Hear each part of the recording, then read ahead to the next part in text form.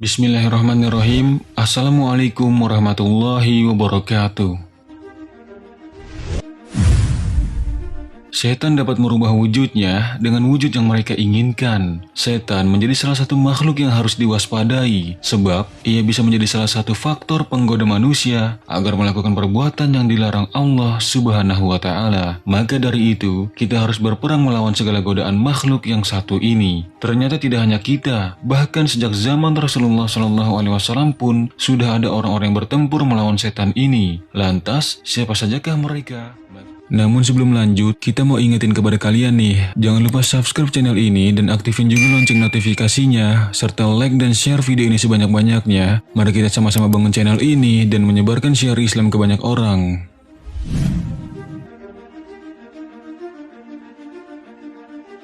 Rasulullah bertempur dengan setan ketika sholat.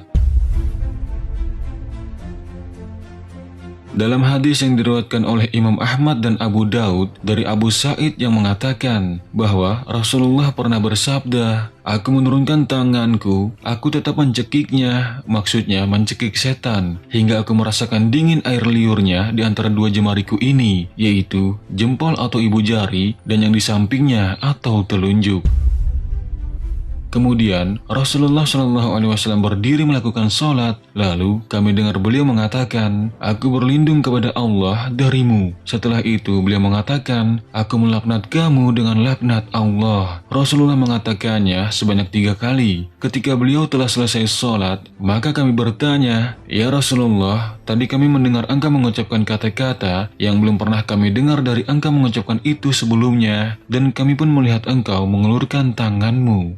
Maka Rasulullah SAW bersabda, "Sesungguhnya musuh Allah, yaitu iblis, datang membawa obor api yang hendak diletakkan di wajahku. Lalu aku berkata, 'Aku laknat engkau dengan laknat Allah yang sempurna.' Maka iblis pun mundur sebanyak 3 langkah. Lalu aku bermaksud menangkapnya. Demi Allah, sekiranya bukan karena doa saudaraku Sulaiman, niscaya pagi harinya ia benar-benar terikat dan dapat dijadikan mainan anak-anak Madinah." Hadis riwayat Muslim.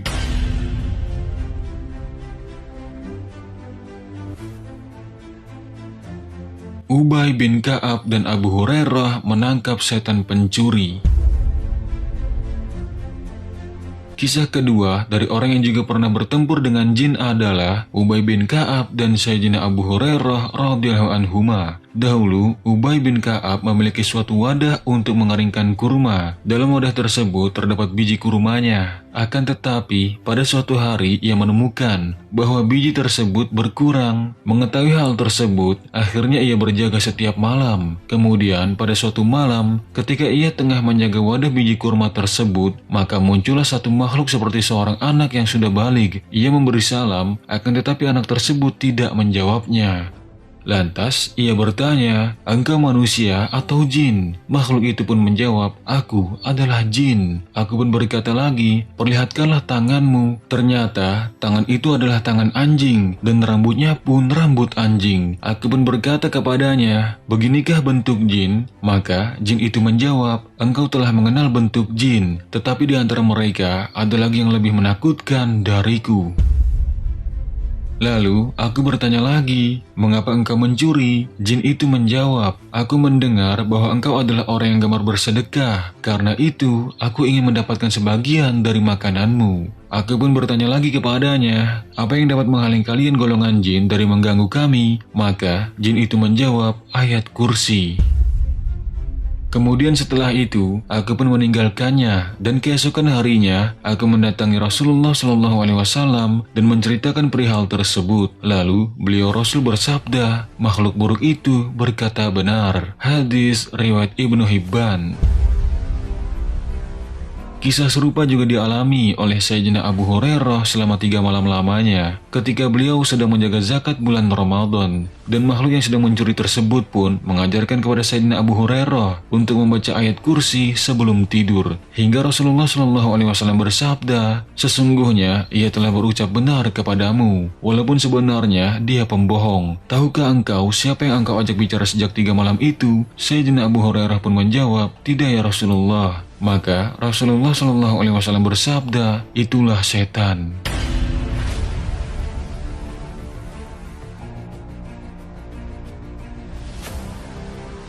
Khalid bin Walid membunuh jin Uzza.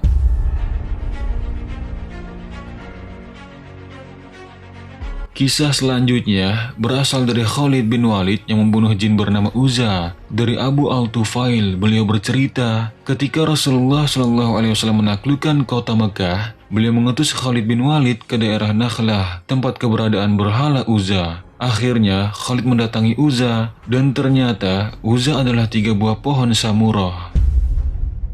Khalid pun lantas menebang ketiga pohon tersebut, bahkan menghancurkan pula rumah yang menjadi tempat ketiga pohon tersebut. Kemudian setelah itu, Khalid menghadap Nabi SAW dan melaporkan apa yang telah dia kerjakan tersebut. Namun, Nabi SAW berkata, "Kembalilah, karena engkau belum berbuat apa-apa." Akhirnya, ia pun kembali.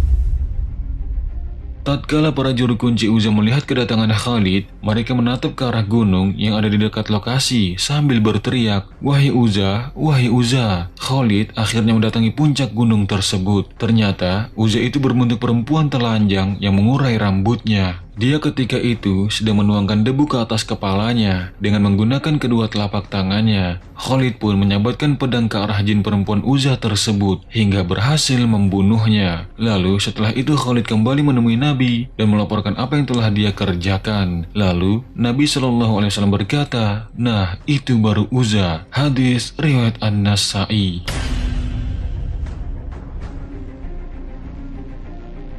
Ammar bin Yasir berkelahi dengan jin. Al-Imam Baihaqi meriwayatkan sebuah hadis dari Al-Hasan bahwasanya Ammar bin Yasir berkata, "Aku ikut bersama Rasulullah SAW pernah memerangi jin dan manusia." Lalu seseorang bertanya kepadanya tentang memerangi jin, dan Ammar bin Yasir menjawab, "Rasulullah SAW mengirimku ke suatu sumur tempat beliau SAW mengambil air. Lalu aku melihat setan dalam bentuknya. Dia menyerangku dan aku pun menyerangnya kembali, sehingga kami terlibat dalam pergulatan. Aku pun akhirnya menghantam hidungnya dengan batu sekepalan tangan yang kutemukan.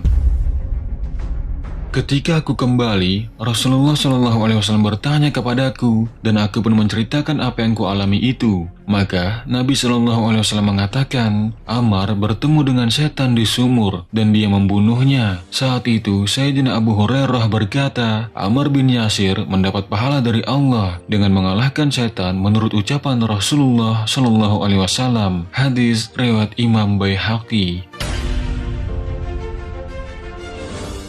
Sahabat beriman, sebenarnya masih ada beberapa kisah lainnya lagi dari para sahabat Rasulullah SAW yang pernah bertempur dengan setan juga. Dan hal tersebut pun memberikan kabar bahwa setan itu dapat merubah wujudnya untuk mengganggu manusia. Namun salah satu hikmah dari kisah-kisah seperti ini adalah kita dianjurkan untuk tidak takut kepada setan ketika mereka menampakkan dirinya di hadapan kita. Karena Allah Subhanahu wa Ta'ala berfirman, sesungguhnya tipu daya setan itu lemah. Al-Quran Surat An-Nisa ayat 76.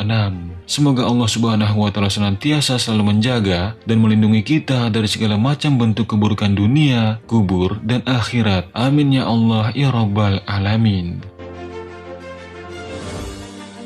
Jangan lupa like dan share video ini sebanyak-banyaknya, yang mudah-mudahan ini bisa menjadi ladang pahala jariah bagi kita. Terima kasih, sampai jumpa di video selanjutnya, dan sungguh kebenaran hanya milik Allah Subhanahu wa Ta'ala, dan mohon maaf jika ada kesalahan, itu merupakan suatu kelalaian dari kami. Wallahu a'lamu bishawab. Wassalamualaikum warahmatullahi wabarakatuh.